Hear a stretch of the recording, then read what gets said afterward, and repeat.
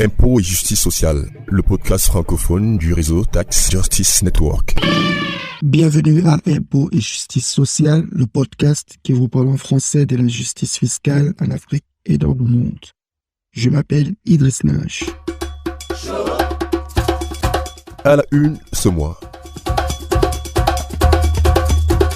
Un seul point à l'ordre du jour de votre podcast de ce mois. Nous avons discuté avec Jean Bala. Il est le directeur exécutif du CRADEC, une organisation de la société civile africaine, et avec lui, nous allons voir à peu près à quoi ressemble l'agenda du plaidoyer pour une justice fiscale et une justice sociale en Afrique. Je rappelle que vous pouvez écouter ce programme sur notre page podcast impotsocial.libsyn.com, Libsyn avec S-Y-N à la fin. Vous pouvez aussi aller sur notre page YouTube www.impôts et justice sociale et évidemment sur l'application Stitcher. Vous pourrez aussi écouter votre programme. Pour ceux qui veulent interagir avec nous, notre page Facebook Impôts et justice sociale, Twitter, hashtag Impôts social. Et pour ceux qui veulent nous écrire, idriss@taxjustice.net. Voilà pour la une. À tout de suite pour les détails. Je vous le disais en début de ce programme, nous avons un seul point à l'ordre du jour de ce podcast, mais un point tout à fait intéressant parce que nous allons discuter avec Jean Bala. Il est le directeur exécutif du CRADEC, le Centre régional africain pour le développement endogène et communautaire, et il est surtout un acteur avisé du combat pour la justice fiscale et la justice sociale en Afrique francophone. Écoutez l'entretien que j'ai eu avec lui, nous abordons plusieurs aspects dont des solutions et des opportunités de plaidoyer pour la région.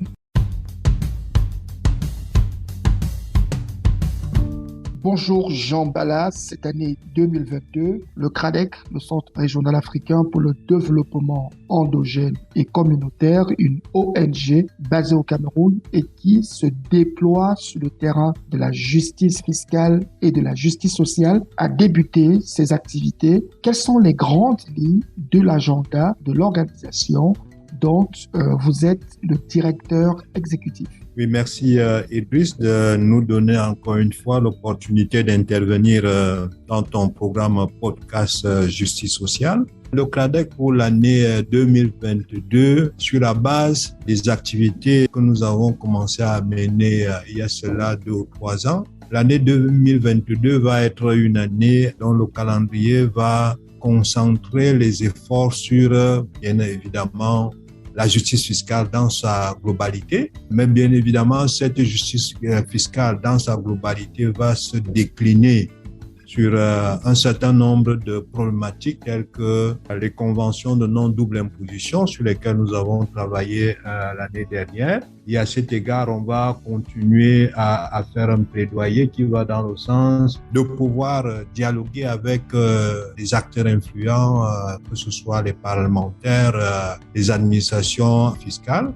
Nous allons aussi continuer à travailler sur des questions liées sur les exonérations. Vous le savez très bien que les exonérations sont une pratique tout à fait, j'allais dire, normale, mais quand elles sont sur la base d'une discrétion qui n'ont pas fait l'objet d'une évaluation, on se pose très bien la question de savoir à quoi ça sert. Et bien évidemment, on se rend compte que nos États accusent un certain niveau de dépenses fiscales qui sont essentiellement liées aussi à ces questions d'exonération. Bien évidemment, d'autres aspects que nous voulons regarder en 2022 tournent autour, par exemple, du suivi sur les conclusions du panel de haut niveau FACTI du système des Nations Unies sur les flux financiers illicites, la transparence et l'intégrité financière. C'est des questions sur lesquelles nous voulons mettre de la lumière de manière à ce que le citoyen camerounais, les acteurs camerounais puissent s'en imprégner et prendre des dispositions pour pouvoir appliquer au niveau national et pourquoi pas au niveau sous-région Afrique centrale ces recommandations-là de manière à améliorer les principes de mobilisation des ressources domestiques. Voilà en quelques lignes les grands axes sur lesquels nous voulons travailler en 2022 au niveau du CRADEC. Un agenda très chargé et qui est en droite ligne avec les problématiques du débat fiscal international. Un aspect qui est aussi important, c'est la question du changement climatique, de ses conséquences, de la transition énergétique. Sur la base de votre expérience, quelle est aujourd'hui la fiscalité qu'il faudrait mettre en place, le meilleur système fiscal qu'il faudrait mettre en place pour gérer les enjeux de cette transition énergétique pour les pays africains qui, je rappelle, sont propriétaires des ressources et des opportunités en termes de développement d'économie verte, mais en même temps sont demandeurs de forts investissements afin de pouvoir suivre le rythme du net zéro qui est préconisé au niveau mondial. Oui, disons que la question sur le changement climatique est en lien avec la transition énergétique. Je crois qu'il est important que nous regardions la chose sur l'angle de la production de l'énergie et de la consommation de l'énergie. Et à cet égard, c'est vrai qu'au niveau national, j'entends camerounais, la question n'est véritablement pas encore au niveau de la priorité de l'agenda politique, mais je crois qu'il y a des prémices de réflexion tant au niveau des acteurs internationaux qu'au niveau des organisations de la société civile. Nous devons considérer que si nous avons à produire, je dirais, une certaine richesse, une certaine denrée dont on a besoin, nous devons tout à fait considérer que cette richesse-là doit se faire sous l'angle, j'allais dire, de la durabilité ou des objectifs de développement durable. Il y a à cet égard la question de la transition énergétique et notamment en lien avec la protection de l'environnement qui est quelque chose que nous devons avoir en esprit et dans la pratique pour ce qui est des acteurs de développement que nous sommes ou les acteurs de production des produits, des richesses que sont notamment le secteur privé. À cet égard, il est important que nous ayons un regard et mettre en place des politiques de régulation qui nous permettraient en même temps de produire, mais aussi en même temps de protéger notre environnement. Et par rapport à ça, je crois qu'au niveau de la fiscalité, pour être beaucoup plus précis par rapport à ça, nous devons actionner l'un des R que nous avons dans les principes de 4 R de la justice fiscale, c'est-à-dire que nous voulons optimiser les recettes fiscales pour une redistribution équitable à travers des mécanismes de représentation qui tiennent compte des idées, des besoins des uns et des autres. Et à cet égard, je crois que le principe de la retarification est important à mettre en jeu là-dessus pour que les acteurs de production de richesses, notamment les compagnies multinationales qui viennent exploiter de la ressource au niveau national ou qui apportent de l'investissement, tiennent compte de ces aspects-là et que la retarification en termes de principe sur la fiscalité doit pouvoir jouer son rôle de manière à pouvoir promouvoir notamment les habitudes, les pratiques et les comportements qui sont favorables à l'environnement. Et bien évidemment, si ces pratiques-là sont respectées et contrôlées par le régulateur qui est, je dirais, les pouvoirs publics, à ce niveau-là, on peut dire que nous pouvons véritablement développer quelque chose qui va dans le sens, en même temps, assurer la transition énergétique, mais aussi d'aborder la question sur le changement climatique avec beaucoup plus de sérénité et d'optimisme. Les 4 R de la justice fiscale, vous faites bien de les évoquer, Jean, et avec beaucoup de pertinence. On va peut-être revenir sur 2 des R, la représentation et la redistribution, pour parler de la femme rurale africaine, mais aussi de toutes les femmes dont l'activité dépend des produits qui sont faits dans les zones rurales. Aujourd'hui, on parle du changement climatique, mais sans parler de ces femmes qui ont des revenus, qui élèvent des enfants, qui ont besoin d'avoir accès à une énergie plus propre, qui ne leur coûtera pas très cher. En termes de redistribution, en termes de représentation, comment concrètement, au niveau endogène, on pourrait porter la discussion de sorte à élaborer des systèmes de taxation qui prennent en compte ce type d'implications ou de conséquences à gérer? Ah ouais, encore une fois, comme je l'ai dit, et ça vous faites bien de le rementionner, les deux R que sont la représentation et la redistribution, bien évidemment. Nous avons un souci constant pour que la redistribution soit équitable. Et en cela, nous avons un regard très attentif sur les couches vulnérables que sont les femmes, les jeunes, les enfants, les personnes handicapées et autres. Et à ce niveau, je crois que la chose que nous continuons et que nous allons continuer à faire dans un premier temps, c'est de la sensibilisation pour dire qu'au niveau, disons, de la politique budgétaire, nous devons avoir une politique budgétaire sensible au genre. Quand elle est sensible au genre, nous parlons de la redistribution. Maintenant, nous avons des phénomènes que nous vivons et sur lesquels vous venez d'évoquer notamment les questions sur le changement climatique et la transition énergétique. Et vous savez très bien que en Afrique, en général, la femme vivant en milieu rural, elle est majoritaire par rapport à la femme vivant en milieu urbain.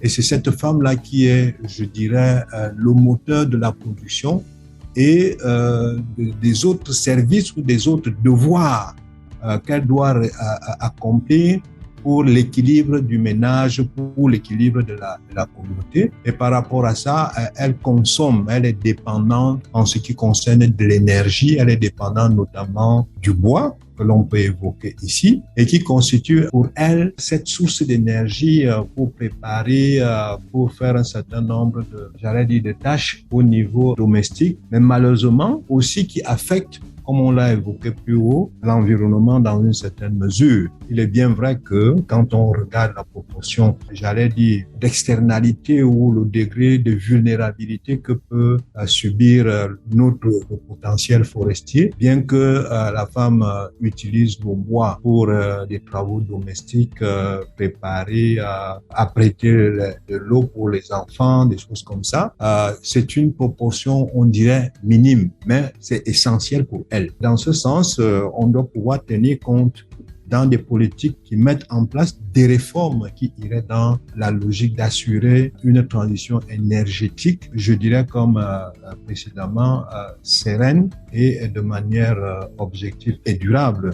Et nous pensons que dans cette budgétisation sensible aux gens, on doit certainement mettre des mécanismes qui pourraient aller dans le sens peut-être d'accorder des subventions sur un certain nombre de technologies alternatives qui permettraient donc à la femme de moins consommer du bois et de moins, affecter l'environnement à travers des supports ou des subventions qui iraient dans le sens d'améliorer de la recherche. Alors, parlant justement de retarification, c'est très important, ces principes des 4 R de la justice fiscale. Il y a le secteur extractif africain qui devrait jouer un rôle dans les technologies du développement durable de demain, le cobalt, le lithium. Alors, du point de vue de la société civile africaine, quelles recommandations faites-vous au pays pour éviter que les dérives fiscales des minéraux qui ont servi à l'industrialisation dans le monde entre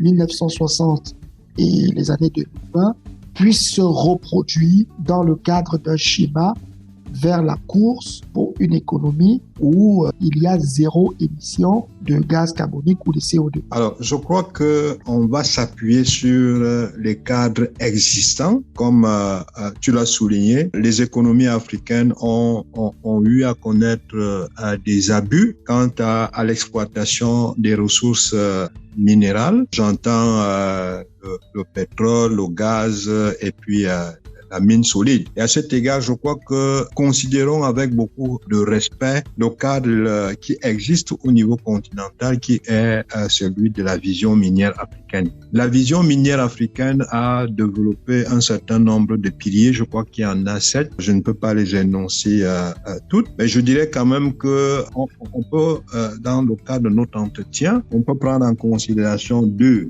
de ces piliers-là. Et il y a le pilier sur le régime fiscal et la gestion minier, le pilier sur la protection de l'environnement en général. Donc, à ce niveau, commençons par la protection de l'environnement. Nous y étions déjà au niveau des femmes. Il faut véritablement que les États encadrent de manière solide la protection de l'environnement en ce qui concerne l'exploitation des ressources minières. J'entends ici, comme je l'ai évoqué plus haut, les questions de l'environnement sont du domaine de la prospection, de la recherche, de l'exploitation, avec toutes les externalités que l'on peut constater en matière du bouleversement de l'écosystème, du bouleversement des zones agroécologiques de production, ainsi de suite, et même en ce qui concerne le massif forestier.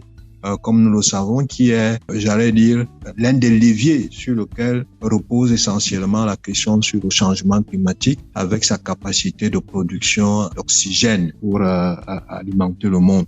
Donc, à cet égard, je crois que ce premier pilier sur le respect des clauses environnementales et sociales par les entreprises doit être strictement, j'allais dire, encadré et suivi par les gouvernements africains.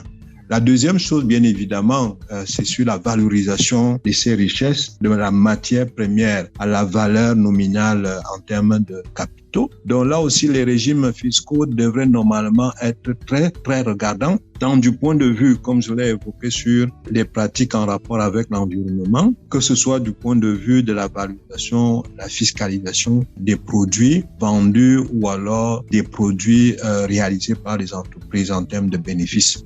Donc, pour moi, je crois que ces deux aspects-là doivent être pris en compte. Maintenant, nous pouvons aussi nous appuyer à partir de ces deux piliers et bien d'autres que nous n'avons pas vu, considérer la dimension ou alors l'arrimage des pays africains à l'initiative pour la transparence dans les industries extractives. Parce que, comme nous le savons très bien, c'est-à-dire que si les pratiques rédhibitoires que nous avons évoquées plus haut se sont, j'allais dire, s'installer dans l'exploitation des mines, c'est parce qu'il y avait très peu de transparence. Il y a encore très peu de transparence dans l'exploitation de ces ressources. Et là aussi, je crois que le gouvernement, notamment un certain nombre de gouvernements africains, se sont déjà arrimés à cette norme-là.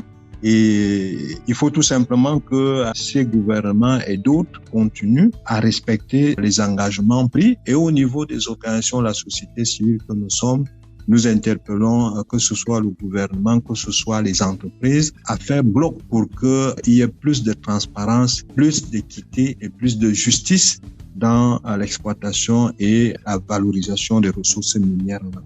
Évidemment, Jean, vous abordez des sujets très larges, très vastes. Et on est pratiquement à se souvenir que selon le dernier rapport disponible sur la République du Congo, le pays a vendu pour 7,3 milliards de dollars de pétrole. Mais au final, les retombées en termes de ressources financières pour les caisses de l'État étaient autour de 682 millions de dollars, moins de 8,5% de ce que le Congo vend comme pétrole, et même sur ce que le Congo reçoit, une partie est rentrée dans des stratégies pas très claires de financement de la Société nationale de raffinage. D'où tout l'intérêt de pouvoir mettre en place une politique fiscale respectueuse des 4 R. J'aime bien ce que vous avez utilisé comme image pour évoquer le progrès vers la fiscalité effective et vers la justice sociale. Lorsqu'on en revient sur des cas comme celui du Congo, quel sentiment vous avez, vous, en tant que militant, pour une meilleure gestion des revenus du secteur extractif en Afrique? Alors, tout de go, je dirais que j'ai un sentiment d'injustice, tout simplement. C'est très regrettable parce que nous évoquions donc les mauvaises pratiques, l'opacité, le peu de transparence qui existe dans l'exploitation minéraire au niveau africain en rapport avec les questions liées sur la vision minière africaine, les questions liées sur l'initiative. Alors, comme vous évoquez le rapport ITIE de la République du Congo, c'est dommage vraiment que nous ayons ce genre de chiffres. Et comme vous le développez, c'est vraiment très regrettable pour le Congo en tant que nation et aussi pour les populations, les 5 ou 6 millions de Congolais, comme nous le savons, qui n'ont pas la vie facile au jour le jour et pour lesquels vraiment on se pose la question de savoir avec tant de richesses, avec tant de potentialité, avec tant d'exploitation, nous soyons encore à constater ce genre de choses dont vraiment c'est de l'injustice, je dirais vis-à-vis du Congo en tant que nation, et c'est de l'injustice vis-à-vis des populations congolaises. Et là, comme je l'ai évoqué sur l'initiative dans la transparence pour les ressources extractives, il est tout à fait important que la société civile, les acteurs influents au niveau du Congo regardent ça de près parce que c'est un engagement national que le gouvernement congolais a pris et voir le résultat tel que cela se présente ne donne véritablement pas, j'allais dire, un bon profil en termes d'acteurs engagés dans la promotion de la transparence dans les industries extractives. Peut-être sorti par l'agent, un plaidoyer fort et nécessaire. Aujourd'hui, au sein de Tax Justice Network, nous continuons à pousser la réflexion sur des instruments comme la propriété effective, sur la transparence dans les transactions financières, sur la meilleure organisation des juridictions pour un cadre fiscal mondial beaucoup plus dynamique, où on a moins de paradis fiscaux, moins de vendeurs de prestations de services d'opacité financière et de juridictions à très faible imposition. Est-ce que tout ça, ce sont des éléments qui continueront d'alimenter votre propre engagement sur le plaidoyer pour une meilleure justice fiscale dans votre pays? Oui, bien évidemment, comme je l'ai dit, nous croyons à la bonne foi et à la sincérité, j'allais dire, des acteurs au niveau international qui ont mis en place ces mécanismes, ces dispositifs et dans lesquels nous nous sommes engagés. Et j'évoquais tout à l'heure les questions de transparence et d'arrimage aux exigences de l'ITIE. Il faut dire que la première des choses dont on a véritablement à cœur, c'est d'aller vers la divulgation des contrats, parce que vous savez très bien que les contrats, ils relèvent du domaine public, même si c'est des accords qui sont, j'allais dire, signés avec les multinationales, le secteur privé, mais ce sont des ressources publiques et à cet égard, il est très important que les contrats soient publiés, soient divulgués. Maintenant, il est aussi important que beaucoup plus de transparence et de rectitude dans les comportements des uns et des autres, que les entreprises acceptent et se soumettent à l'exigence qui veut que des informations sur la propriété effective, sur l'identité des informations, sur les identités des personnes qui ont le contrôle final, la décision finale dans l'entreprise, que ces informations-là soient divulguées pour que on mette tout au moins en évidence les limites ou alors, j'allais dire, les dispositifs qui vont permettre à éviter à coup sûr les choses telles que les conflits d'intérêts. Par ailleurs, lorsqu'on a dit ça, il est aussi important que les entreprises manifestent une sincérité dans la gestion de ces contrats de manière à pouvoir faire une divulgation systématique, que ce soit au niveau national ou alors au niveau international. Et ça donnerait plus de lisibilité et plus de visibilité d'ailleurs pour ces entreprises qui vont s'arrimer aux normes de l'initiative pour la transparence et dans les industries extractives. Et nous avons au niveau national et particulièrement dans le cas du CRADEC et bien d'autres organisations, nous nous appuyons sur les outils, par exemple le code minier camerounais qui prévoit dans l'une de ses dispositions que les entreprises minières qui viennent travailler au Cameroun doivent se soumettre aux exigences de l'initiative pour la transparence dans les industries extractives et là, nous voulons véritablement qu'au-delà du code, qui est le cadre juridique, mais que l'on passe à l'action. Et jusque-là, nous regrettons du fait que code minier ne soit pas encore appliqué du fait que nous attendons toujours un texte d'application, ce qui est quand même, contradictoire dans un système comme le nôtre qui veut un programme national pour une émergence en 2035. Nous n'en sommes plus très loin. La deuxième chose sur laquelle il faut aussi se référer, c'est que nous avons une loi portant code de transparence et de bonne gouvernance des finances publiques.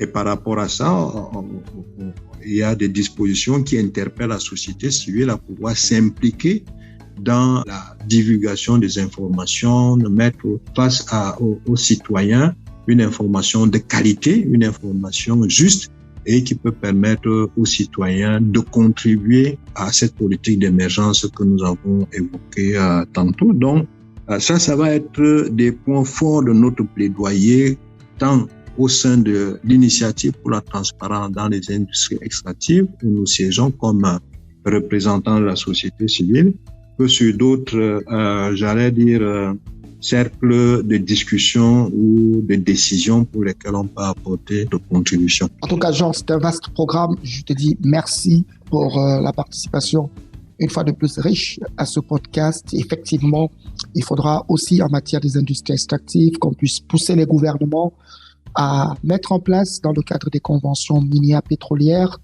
l'article 13 défendu dans le cadre du comité de fiscalité de l'ONU qui veut que les pays africains puissent taxer les plus-values dégagées sur la vente des actions des sociétés minières cotées sur des marchés internationaux, mais qui assoient leurs actifs miniers sur des ressources africaines.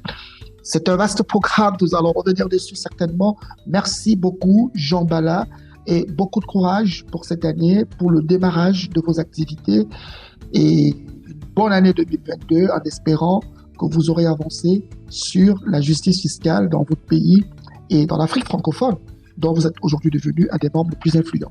Merci beaucoup, Idriss, et tout le souhait le nôtre aussi, et nous continuons à garder cette collaboration. Merci beaucoup.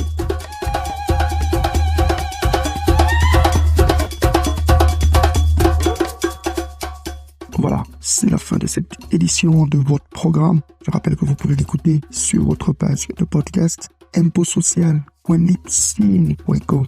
Libsyn avec SYN à la fin. Vous pouvez aussi l'écouter sur notre page YouTube www.imposjusticesocial.com ou encore sur la page des podcasts de Tax Justice Network, thetaxcast.com, pour cliquer sur l'onglet en français pour écouter toutes les précédentes éditions. Et pour ceux qui ont Stitcher, vous irez chercher votre programme. Si vous voulez interagir avec nous, notre adresse email idriss@taxjustice.net ou encore notre page Facebook Impôts et Justice Sociale et notre compte Twitter #ImpôtsSocial. Voilà, j'espère qu'on se retrouvera pour une prochaine édition où nous parlerons de justice sociale mais aussi de justice fiscale. Au revoir et à très bientôt.